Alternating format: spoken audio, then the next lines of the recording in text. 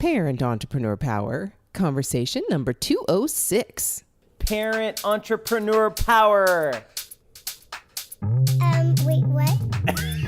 Entrepreneur Power! This is the podcast for parents juggling the tough choices required for success in business while putting family first.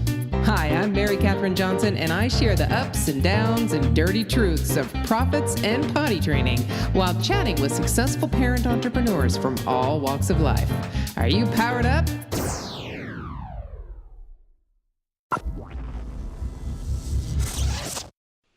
Hey there, Power Parents. Guess who? Mary Catherine Johnson here, and I get to chat today with Lauren Fritsch. She is the creator of the Joy Money Matrix. Hey there, Lauren. How you doing? Hi, I'm great. Thank you. I'm so happy to be here. Well, thank you. I'm really excited. We got a chance to chat before we turned on the record button, and it's nice and white and wintry where you are, and it's about probably mid-50s where I am. So we don't have a lot of white stuff on the ground, but it was very nice catching up with you, and I really can't wait to introduce you to the Power Parents. We call ourselves Power Parents because if we've gotten kids through potty training, I mean, business is nothing, right? We can handle business any day. So that's why we have the power to create success in business, because we've already done it with kids, right? So Indeed. Tell us your once upon a time story. How did you start this whole parenting and business adventure? Well, I was actually in business for 11 years before I became a parent. I started out in business very early, very young, 23. And I became an entrepreneur because I was actually talking about this today on a retreat I was leading. I became an entrepreneur because I could not fathom going to an office every day, like at the same time in like a cubby or a desk. It just didn't jive with who I was or what I wanted out of my life or how I wanted to create. And so I found my own way, and it led me in many, many different directions. But I started out in the fashion world, and I did wholesale sales independently. So I would buy samples from brands that I thought were interesting and had potential. And I bought a car and I started selling these brands. I had zero experience also, by the way. And I started cold calling stores. Like I'd be like, "Hi, Nordstrom." And I'm not kidding. And I'm from the South, and I would like pour on my Southern accent just a little bit thicker. And I learned so much. I learned so much about sales, obviously, and human nature, but also about business and retail and sell through and wholesale. And then I started turning around and being a consultant to my brands that I was selling, because I realized that they needed help more on like merchandising or design or supply chain or PR or whatever it was. And so in that process, I was able to learn one industry soup to nuts and then apply a lot of that knowledge to clients of all kinds. So yes, I've continued to work with fashion brands that you have for sure heard of, that sell billions of dollars. And I typically go in and work with the CEOs. But then I've also worked with small companies and startups. And, the challenges are different at different stages, as they are in parenting. But it's been such a delight to be able to create a business that allows me to learn continually and get paid for it. So That's pretty exciting. And then on the flip side, so I became a parent 3 years ago. And so 4 years ago, roughly right around now, I found out I was pregnant, and my life changed in an instant. I had a very rough pregnancy. Oh, no. And only had about 4 hours of lucid time per day, which incidentally is kind of what you get if you're really hands-on parenting as a mom, breastfeeding in those early years. So Yep. that was a pretty good approximation of what I was going to be able to have access to. And in the time since I've had my child, it's further clarified my desires regarding my business. And it's also, it's caused me to completely change my business model. And it's also been the generator, if you will, of several new ideas that are going to carry my business over the next several decades, which feels really good. And I didn't have access to that clarity until after I'd had a baby. And so now with a 3-year-old, I'm in the process of navigating what it looks like. What do I need to support myself? What do I need as a mom? What do I need as a person, as a business owner, as a wife? And then what do I need in order to achieve the goals that I have for our family and then also for my business? So Wow. It's an interesting time. Yes, definitely. And it's only going to get more interesting because then you look at school age and then it's peer pressure and girlfriends and boyfriends. And I mean, it continually changes. Absolutely continually changes. And I have to change this a little bit when I say power parents. And it's because we've survived potty training, but now I've survived girlfriends. And that's really freaky. It's really freaky to let go of your child and let them have the possibility of really getting their heart broken, right? That's really it's hard. It's just every stage has difficulties and every stage has amazing, absolutely awe-inspiring opportunities for growth. But anyway, okay, I'm waxing wisdom here. What am I doing? But a couple of things you mentioned. So how did you go from your representing brands and in the fashion industry? That was my first business. As a matter of fact, I was a maternity. I had the first maternity store online. Oh, wow. And so how did you go from representing brands to what you're doing now, which is, what are you doing now? So essentially, after, 13 years, 14 years of consulting, and, my clients, like I said, have been across the board. Like, yes, I've worked with big fashion companies. You've heard of brands like Zappos and Easy Spirit. I've worked with a lot of footwear. But then I've worked with a ton of brands that you've never heard of and don't need to because they're not glamorous. They're not consumer brands. But over the course of that process, I was flying by the seat of my pants a lot, which I don't necessarily recommend. Sure you do. We all do that. I mean, look at parents. We don't have manuals. Yeah. We got to fly by the seat of our pants. We got to figure out what's going on and look at this child that's absolutely tantrum on the floor. And we're looking at it going, what the heck happened between giving you the banana and now you're on the floor? I don't get it. Right. I mean, that's what we have to do. So we do. Yeah. It's not recommended. Yes, but it happens. It happens and good things can come of it. So I did not come from a traditional business background. I didn't have an MBA. I wasn't a consultant for one of the big 5 firms, for example. So I didn't have this idea of what I was doing. I just went in and did it my own way. And as a result, I came out with all kinds of systems and methodologies. And so now what I focus on with the Joy Money Matrix, with another body of work called Magnetic Customer Experience, and with another body of work that teaches other coaches and consultants how to sell to the same clients I worked with, so to corporate. That's another body of work. So I have these 3 systems that I now actually teach myself, but I also license them to other business owners. So not everybody wants to reinvent the wheel, right? Some of us are sure that we want to be in business for ourselves, but we're not necessarily cut out to create our own systems. So now I sell licenses to my methodologies, my intellectual property, to other consultants and coaches who then are able to use it with their clients. And sometimes their clients are big companies, and sometimes their clients are solo entrepreneurs like me. So that's what I focus on now. And it's really a lovely, I don't want to I guess a culmination is what it is. It's a culmination of my career thus far and of the learning that I've gleaned from working with a variety of different customers. And like I said, this is the business that will carry me for decades. It's not trendy stuff. It's not stuff that's going to change because social media is changing. It's stuff that is very fundamental to how business gets done.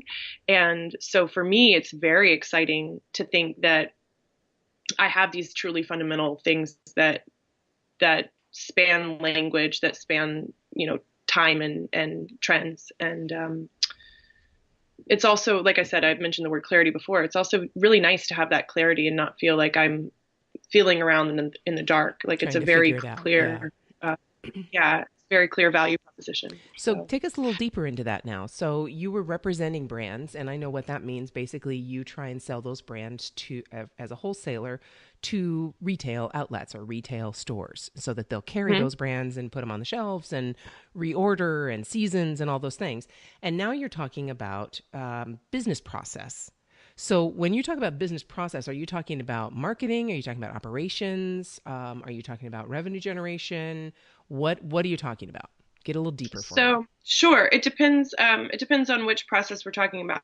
But So we so for introduced the example, creator of the Joy Money Matrix. Yeah, start there. yeah. So we'll talk about Joy Money Matrix. The Joy Money Matrix came from something I call the joy imperative, which is that we have to prioritize joy. It's like, I don't know, you could call it the fourth metric or the fifth metric. That's one of these popular jargony things in the corporate world. Whatever. I don't care about which metric it is. I'm saying we have to prioritize it. That's why it's called the joy imperative. And it's even more important to prioritize it when we are solo entrepreneurs, when we're parents. I actually said to my husband the other day when I was like planning out my quarter for next quarter, and I was like, really stressed out. I don't have time. I have to cancel my trip to see my grandparents with Charlotte. Charlotte's my little girl. My grandparents are 92. Don't. Who doesn't have time? Yeah, right? Like, don't cancel that. My point being, like, I was doing the opposite of my imperative. The imperative is to do your joy first and to slot that into your schedule, no matter what it takes. Certainly the self-care stuff has to go on that, even if it's not joyful. Like, I don't find exercise joyful, but like that goes into. But for me, it's stuff like ice skating, painting, and dancing. And so I'm like, I gotta do these things. If I don't do these things, then I am a mess. And also, I don't have like the space and the like creative verve, if you will, to then tackle the rest of my business items in the same way. And my point is that if we prioritize joy, the revenue is actually going to increase, which is the opposite, I think, of what a lot of us get caught up in a cycle of doing, which is I'm going to make sure I do all these business things and to hell with the joy part because that's not as important. And so, that's the joy imperative.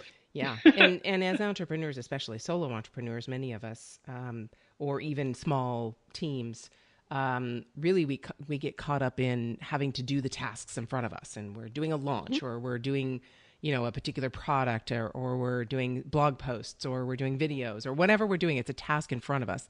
And then as we look at having to do that task, we lose sight of that. And so I'm really glad you're talking about this because just this last year, 2017, my business went nuts. And so there wasn't a lot of time. I didn't make a lot of time. I was working 7 days a week. I have a very scattered schedule. I'll work maybe 10 hours in the day, but it's broken up because I have to take a kid somewhere and pick them up and all this kind of stuff. And so I did not make time for joy at all. I was in absolute startup mode and just had to do whatever I had to do. And now I'm able to kind of sit back a bit, and I have delegated some things. I have some systems in place now that we've got a little bit under our belt, a little bit of time. And it makes a huge difference. It really does. But, talk about this. I'm sure tell me if you've encountered this.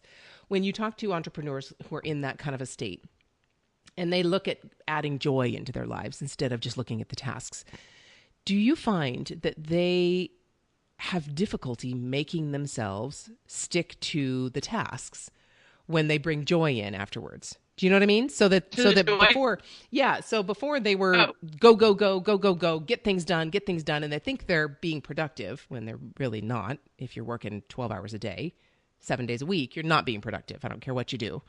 And then they bring joy in, but they don't quite know how to fit that in because they're so used to being on that treadmill of just go, go, go. How do you handle that? Yeah, that's a really good question. And after a over a decade of coaching, I don't do a lot of one-on-one coaching, but I will say this. When I facilitate in a group, I'm going to give you some specific examples of how that shows up. First of all, I have seen the Joy Money Matrix is visual, and it's going to help you get alignment based on revenue generation and how much joy you derive from an activity. So when you do it, you start to see that a lot of things that you might spin your wheels on doing and spend a lot of time on actually don't generate that much revenue, and or you don't actually enjoy them. So it becomes a very graphic and confronting piece of evidence that says you're spending your time on the wrong things. Okay, so it's a strategic decision-making tool. That's how I describe it. It helps you it's a strategy piece, right? And some of the ways that it shows up, there are two things in particular I'm thinking of. One is as a permission slip.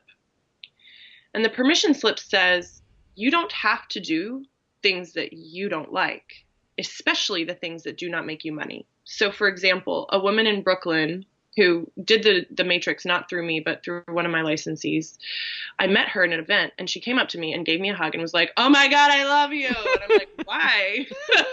Stranger.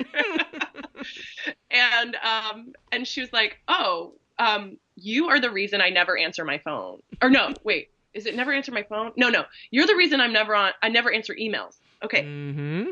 So this woman hates email, and she has a healing center. She has 2 locations, Brooklyn, Manhattan. You can imagine there are a lot of emails going back and forth. There are a lot of things happening to schedule clients, whatnot. Some clients like email. She's like, "I only pick up my phone." She's like, "I don't talk to anybody via email ever, ever, ever." She literally doesn't even give people her email address anymore. So this woman had a permission slip, like a carte blanche to say no to something that was draining her, and her life completely changed because of it. She feels more connected to the people she's on the phone with. Her clients know how to get a hold of her if they want to get a hold of her personally versus through her scheduling, and she feels liberated. That's just like one example. On the okay, what if I am having trouble scheduling joy into my time because I've been on such a treadmill? That we were just talking about today on our quarterly Joy Money Matrix retreat. And it is very easy. And I'm the first one to say sometimes I need to take my own medicine. It is very easy to be all or nothing about your joy. First, you have to know what makes you happy. Okay. So you've got to have that, again, written down.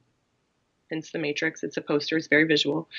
But 2 is, let's say you like to dance. And the voice inside you is like, "But it's not dancing unless I'm wearing the outfit." And I go to the like Broadway Dance Center and I take the hour-and-a-half long class. Oh my goodness. Okay, no, that's all or nothing thinking. Okay, what happens if you turn on the fitness marshal? You are welcome. Find him on YouTube. You will love me. If you turn on Fitness Marshall, he is, I am convinced, like the best like sort of cardio dance teacher online. He's fantastic. He's so great. What if you just like turn him on and do like 3 songs in a row? You'll get sweaty, you'll get out of breath, you don't have to change out of your clothes, and you like get it done. So what I'm saying is that when we start to think about, oh, strategically joy needs to be in my life, you don't have to go like have an art studio in order to paint. Right. Okay. You can make marks on your iPad or your phone. Like I know people who literally like, they just doodle while they're at Starbucks waiting in line. And that is enough for their joy to like, come on in. Yeah. Okay. I'm forgetting that there's no video because I'm all like, yeah, my hands are moving. You're my kind of gal. Yeah. I'm Italian. So yeah, you get it. You have to stop the car to talk. Yeah. I let go of the steering wheel all the time, and my kids are looking at me like, Mom. I'm like, oh, sorry. Right. So yeah, we need to get out of all or nothing thinking. And I believe that in like literally every facet of our lives, from how we approach politics to how we approach our business, to how we approach our children, to how we approach joy. We've got to get out of all or nothing thinking and think about what's that middle ground? What does that middle ground look like for me? Let me play in the middle ground. And if you can do that, then you can be your like negative Nelly voice is kind of get more comfortable with it. If you're like, I must do Broadway dance every day, then you're going to get shut down really fast. You won't do it. But if you're just like, okay, once a week, I'm going to like get off my duff and I'm going to do like a cardio dance workout, then there you go. Yeah. That is doable. It's feasible to fit into your schedule. Your business buddies aren't, your internal mind isn't going to freak out. No. Yeah. So power parents, get this. So we've talked a lot, Lauren, about the Pomodoro technique and Parkinson's law and all these kinds of things that help with productivity, right? So tasks expand to whatever time you give them, right? And also Pomodoro, if you're going to work focused, no distractions, 20 minutes, take 15 minutes off. That is an absolute perfect thing to put into your 15 minutes break, right? It is. Instead of sitting there going, okay, I'm going to take a break. I'm going to go to the bathroom. I'm going to get a drink of water. And then what do? No. Don't check Instagram. Go do some dance. Yeah, Go right. do Fitness, Marshall. You'll be so happy. Totally. I got to check that puppy out. That's for sure. So Yeah. So that's a great idea. And that's probably a pretty easy way to just kind of ease yourself into that whole idea. Like you were talking about, instead of being all or nothing, instead of like, okay, I got to do joy. And now I'm not really that focused. And I'm just thinking about joy instead of actually getting my work done, which is what I would do. So yeah, you just gave me an idea and a way that I can incorporate it into my life. Okay, so that's one of the things, and I agree with you 100% that will impact business. It will absolutely impact your bottom line if you're happier at work. I just, for the holidays, got myself a present of the Muse, the headband for meditation. Oh, cool. Love I don't know what this this thing. is. Oh my goodness. Oh, you have to. Oh yes, it is amazing. It's called Muse, and it's like a little headband that you have an app, and basically it really helps you and trains you with meditation. So when you're listening and you're meditating, it's only like 3 minutes. If you're Did you say 3 or 3 minutes 30? to start? 3. Okay. Yeah, I can't do. Oh my gosh, 30 minutes. I mean, I'd be asleep. I'm sorry, either asleep or get up and do the dishes. Asleep. Yeah, I know. It's okay to fall asleep during No, meditation. there's no way I could do. No, I taught yoga not for now. 10 years. Yeah, so not now. I'm not doing 30 minutes. Maybe later I will. No. But still, so you get this headband and you have the headphones on and you have this app, and basically if you're out of the calm zone, let's say, and your mind is active, then it's like you hear heavy rain as the sound. But when you're actually being calm, you hear just this light little sprinkling rain, really soft rain. And when you actually get down into the meditative state, you hear like little chirping birds and relaxing things. It's really cool. It's kind of like, for me especially, it's really good because you need to challenge me. I need to like have something, a goal to set. And I'm type A kind of gal. So I can't just meditate. I've got to be like, I've got to get that sucker down into that bird chirping. Right? Yeah. So the biofeedback that's sounds great. that's my goal, is get those chirping birds. But of course I know it's okay. It's not going to happen tomorrow. I've meditated, but not like this. Okay? Not like this. It's really cool. So yeah, Awesome. it really does make a difference. That's what meditation is all about in helping you with business as well, right? Yep. So what else? So what other kinds of systems? You talked about Joy Matrix. What else do you do in the business systems? Sure. So I have a model for customer acquisition that I've used for a lot of bigger brands. Customer acquisition is sexy, right? But it's really the lens because everybody wants more customers. Everybody wants that. You can always sell anything related to getting more customers. But I have a partner in this. We come at it through the lens of customer experience, which is another, like, it's a trendy word, CX, customer experience. But it's very customer centric, and it probably sounds crazy to you guys who are listening because your customers are the reason you're in business, most likely. But when you go to work with bigger companies, and maybe you experience this as employees, the customer is not first. No. And no.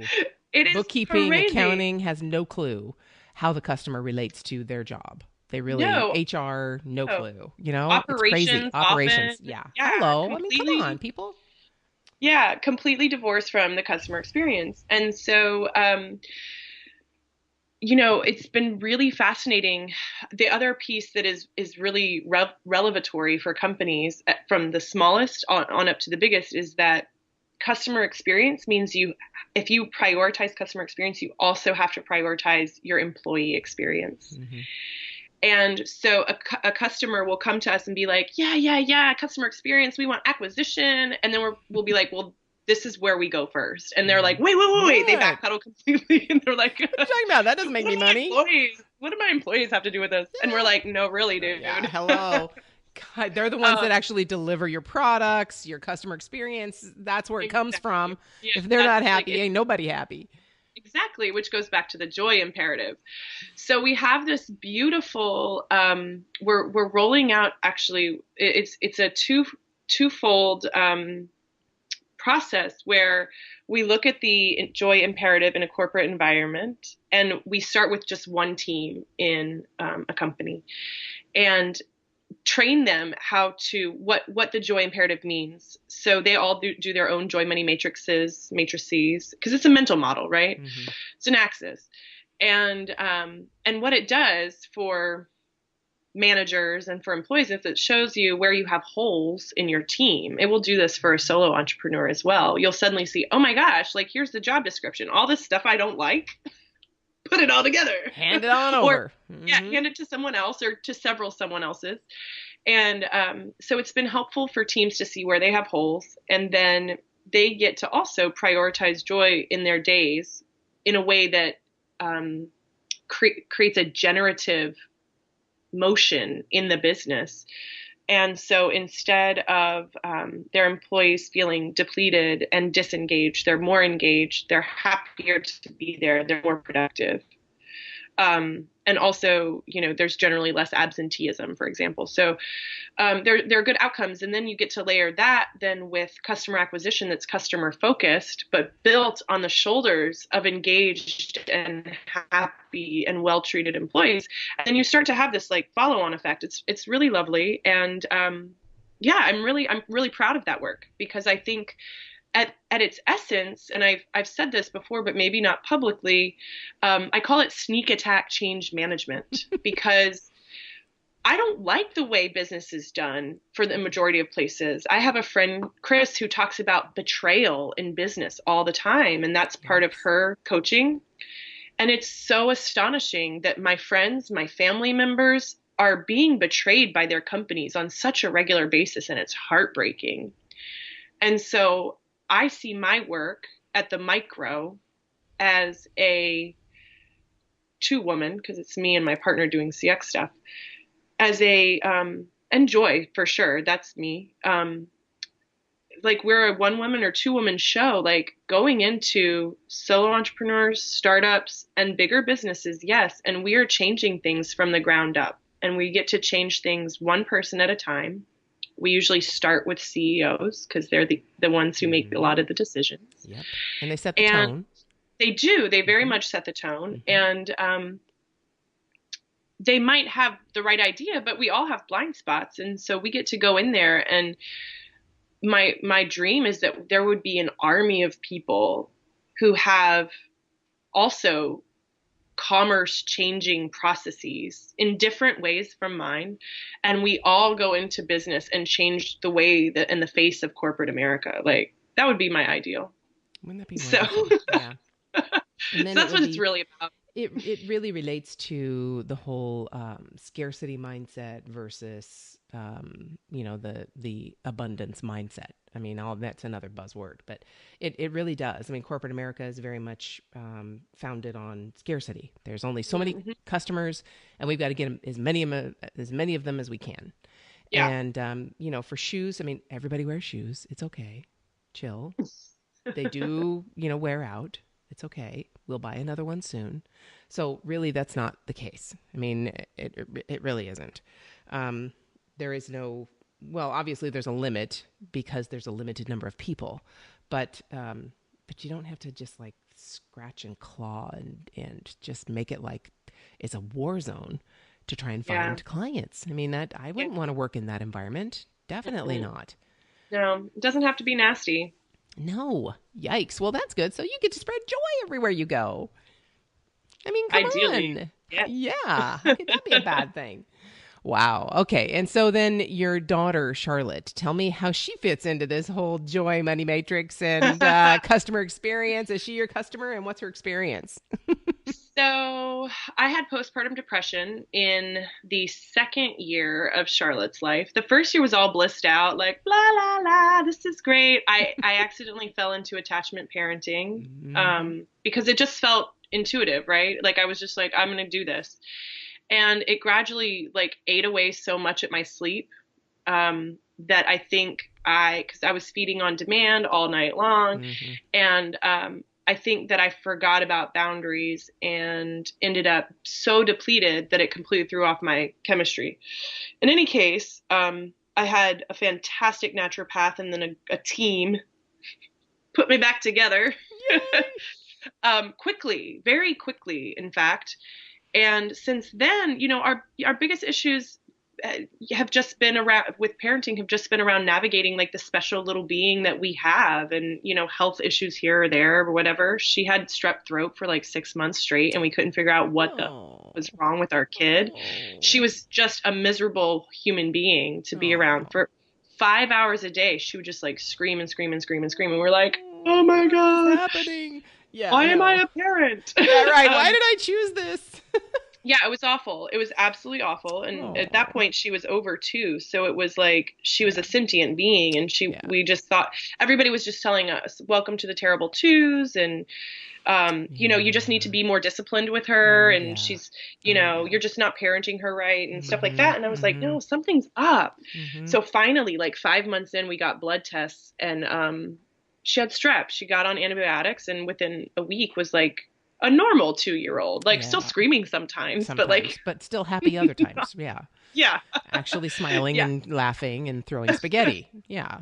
Having fun. Right. Yeah. And, you know, of course, everybody, I think, has a different experience. I self-identify as highly sensitive. Charlotte's also highly sensitive. And so the combination of the increased complexity of my life, we have rental properties. I tend to do a lot of the physical plant management of the rental properties, being in business, experiencing postpartum depression, having a child who has incredible amounts of energy, and then combining that with sort of like flopping back and forth between the city and the country. I was like, you know, it's a lot. It's a lot for anybody. It's a lot for someone like me who needs so much downtime. And so this year has been about doing this dance of how do I make this all work, which I think is a question that we ask as parents probably till the day we die. I really, that's, you know, I'm looking ahead going, okay, wow, I'm almost done. And then like, I'm not really done. Right. It never really is done. No. You know, they're still coming and asking advice, and what should I do here? And what should I do there? And we, because of our experience, can see what's coming down the road. And I'm like, oh my gosh, hold on. What are you doing? But I can't really say that.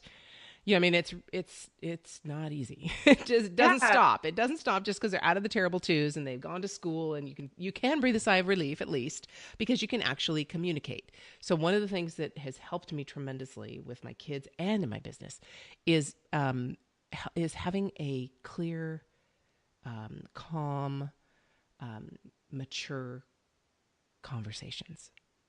Actually communicating. Now at 2 you can't, but you can definitely, or 3, but you can definitely ask questions, and when she wants to talk, listen. Just listen. Don't direct. Don't give her, no, well, we don't want to talk about that. We want to talk about this. Or no, just listen. And if you just do that, you will be perfectly poised for sex education in middle school. and you want to be. Because let me tell you, you want to be listening. You want them to talk to you at that point. Absolutely. And if you've made a situation where you can't talk to me about certain things, then they're going to go to their friends. And they're going to ask their friends all those questions. Like, what are flavored condoms for? Oh my gosh. Yeah. Oh yeah. So yeah, listen, just listen, set that up. And I'm lucky that I did that. And so my boys talk. They talk to me about all kinds of things, and it's amazing. I'm so blessed. But if I didn't set that up and I was judgmental, and you know, I'm sure I was at some point. I mean, you know, I'm not perfect, absolutely. But most of the time they felt comfortable enough to come talk to me, and that made a huge difference. Beautiful. And the same thing with business, beautiful. right? There's the same thing Yes. with business. If I'm talking to my employees, coming back to that whole corporate idea that you're talking about, where the corporate the powers that be are totally lying to people and misusing them to a certain extent. If you aren't open and non-judgmental and allow people to make mistakes and allow people to grow and do the things they need to do, you're not going to have a very fun work environment. People aren't going to want to work for you. And if they do work for you, it's all fear-based. And Yep. that's not. I mean, your customers will know that. They will feel it. Yep. Right? Absolutely. All right, I'll get off my soapbox now. No, I love it. Because Right? I'm one of four, and we're all grown-ups.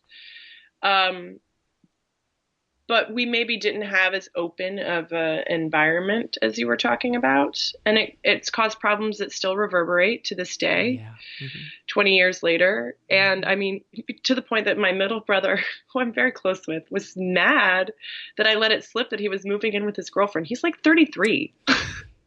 Get over it, and dude. I was like, wait, but because he knew that there wasn't necessarily that openness to such things or even the Yes. discussion of it with my Right. parents. And so he was upset with me that I had mentioned it to my parents. And I didn't even think that it would be a secret, right? So Right. no, so I've seen the opposite of that and Well, experienced it. And that's a perfect example. Look at how, even at 33, our childhood and the way we were raised totally directs our actions. Oh, it does. 100%. At 33, Yeah. you'd think you'd be able Absolutely. to get beyond that and go, hey, mom and dad, if you don't like it, I'm really sad for you. It's unfortunate, but this is the way I'm living my life. And it's my life, and that's the only life I got to live. Yeah. I hope you'll be happy for me. I mean, to be able to say that and not have any like cringing, oh my God, what are they going to say? They can't beat you anymore, right? At 33. Hopefully not. Hello? Hopefully not. Better not. I'd be They moving to better another not. state. Right? I Well, mean, they it's- can't. That's just to be fair, that's actually one of the reasons I don't spend a lot of time with my family because Yep. age doesn't necessarily mean that you're not getting beat up. That's yeah. So same here. But we'll So- just leave that at that. I Yep. do the same thing. And it's Yep. not just me. It's physical, yes, especially from my father. But it's the whole mental thing with my mom. Oh my goodness. Just like, let's spend some time being happy. I think I should need to send her the Joy Matrix. I really do. See what happens. Yeah, and we don't need to gossip and go behind and try and manipulate it. Oh my gosh, life is way too short. It's way too Yeah. short to deal with all that stuff, right? So you obviously are raising your daughter differently. Trying to, I have to say the hardest pattern to break for me personally has been anger. And I see how the experiences of childhood do inform my responses to her emotions I'm the adult, she's the child now. And so it's been very interesting for me to unwind the dysfunction of my own emotions. And it has been a challenge. It has been painful. It has been grief ridden. It has been, and it's not over yet. Like we're still working through it, but I'm also at the same time trying to show her, cause these little kids, she had like a tantrum with a sitter who we don't usually have last week because of the holidays. Yeah. And the sitter was like, well, she was on the ground and she was screaming, and the sitter particularly has a broken arm, so she can't lift Charlotte up. And she wanted to talk to me about it. And I was like, look, I don't really care. Like, it's not a big deal. She's 3.5 almost. It's okay. She's gonna like scream on the ground, and I'm good with that. And whereas, that was not an appropriate thing, and we had to nip that in the bud. And so I'm like very much trying to parse what is my conditioning versus how do I want to respond? And obviously my body, my fight or flight jumps to conditioning immediately. Immediately. Isn't it So I have amazing? it is. So I have And to they're like 3 back it years down. old. Yeah. Yeah. And we still look at it like we're being attacked. Yeah, Yeah. back it down. Yeah. And I mean, I was actually by myself in a Target before the holidays. I was taking just a break 2 nights away by myself. And so of course I was shopping in Target and watching a movie. And Yes. and I was like, hooray! And it was like 7:30 on a Sunday night. So on Black Friday weekend, Oh all my right? goodness. So You're no one in nuts. their yeah, but it was quiet because no one in their right mind was still there at 7:30 Hmm. on the Sunday. Hmm. But there were a handful of families in Target, and I heard a mom yelling, "You little lazy piece of shit. It's Oh because you're a my piece of shit." gosh. And I immediately froze. And I was like, "Oh my God." And I started freaking out. And I was like, "She's not talking to me." Yeah, right. Like, it's gonna be okay. Yeah, right. And then I heard another mom yelling at a like a baby because I heard the crying and I was like, oh my Yeah. God. I was like, these people A need to go home. Yeah. Just 'cause, Sunday night, know, 7:30, chill, right? right after Thanksgiving. But B, I was like, oh my gosh, what is going on here that I'm so upset at these other behaviors? And I was like, I cannot ever raise my voice at my child again. Like, this is inappropriate. And I don't want to have that relationship with her. Yeah. And, it was very confronting also. And, nor do I want to hear, I'm very loose, profligate with swearing, but I don't want me to be swearing at her in Yeah, anger. yeah, yeah, Like, totally. that's not okay. Yeah. And so it was just fascinating to see my response and then also like work my way through the whole mindset of Yeah. like, how do we show up? How do we Yeah. show up? And then that's just the beginning. One of the things that I've still learned every day is that because these are so ingrained, these behaviors are so ingrained, you have to make the choice every single day to show up. And it's flippin' Gosh. frustrating, right? Can't I just get it and be rewired and just not have to deal with this anymore? But it doesn't work that way. And the one thing that I keep telling myself, and this, I don't know if this helps you, but it helped me tremendously, is to say, I have two opportunities for a good parent-child relationship. And the first one, I don't have any control over, right? That was my parents. They had complete control over what kind of relationship we had and still have. And the second one, I have complete control over. Mm-hmm. So I have the choice and I have control over what I'm going to bring from that first relationship and what I'm going to just say bye-bye to and just not even go anywhere near. Beautiful. Yeah, but it was so stinking hard, let me tell you. The first time my kid reached out and slapped me, man, I slapped him right back. I mean, it was like, are you kidding me? You're going to slap me? Are you kidding me? Right? I mean, Yeah. it was really hard. It's instinct, I think, after you've been conditioned. Completely. Yeah. Completely. Wow. It was really, that was really hard. And now I've come back to go, okay, he was only like 7, right? He's not going to kill me. I'm bigger than he is. I'm mature. It's okay. We'll deal with it. We'll figure out. Or actually, he wasn't 7. He was more like 5. But yeah, it's so crazy. And then we bring those into our businesses. I mean, so many of the things that you're talking about in the corporate world that you've probably had to deal with stem from how these people were raised and what they're 100%. putting into their business environment. 100%. And to bring it back to business too, is that it's astonishing to me that we will allow and permit behavior at home perpetrated against a child of all kinds of ages, that we would never tolerate in the business world, or that would get us fired, or whatever. And it leaves me speechless, actually, that it's okay to do things to kids that it's clearly not okay to do in the work world.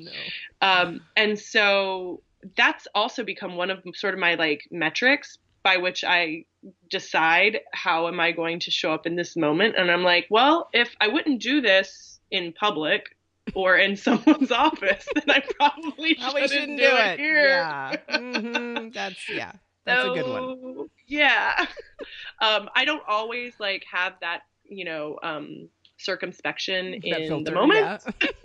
Yeah, I know. But I'm trying. That's a tough one, yeah. All right, so let's wind this down. I know we could just chat all day long about these subjects, but so if there's one tip you can give us in relation to, let's say there's an entrepreneur out there. A lot of the people in the audience are solopreneurs. They might have a VA, but they're pretty much in their business all the time and they're in it. They're not working on it, right? And they're maybe going and divvying out some tasks to a VA or to a marketing person or social media person or something like that. So what is the first thing they should do to try and work on instead of in relation to your joy matrix and the things that you've talked about? What would be the first tip, the baby step that they can take to make a difference in their business and in their lives with joy? Prioritize joy. They've got to.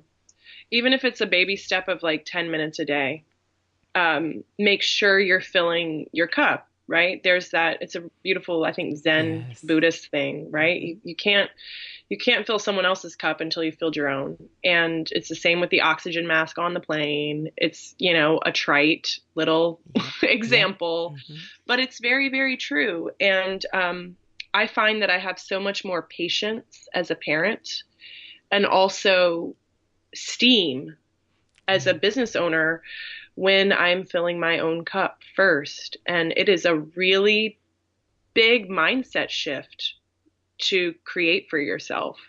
And it's vital. Don't put it off. Don't put off the visit to the 92-year-old grandparents because you say you need to work. You don't need to work that much. No, definitely not. Oh, right? My goodness. No, not 92. Yeah. Definitely not. Oh, my goodness. And your daughter, to be able to be with them and see them and them see her, and, how fun. All right, Power Parents, you got it. Prioritize joy. Bring it into your life. Bring it into your business. Take your Pomodoro if you are a stickler for productivity, and take that break, at least one of the breaks a day, and just do something joyful, whatever that might be for you.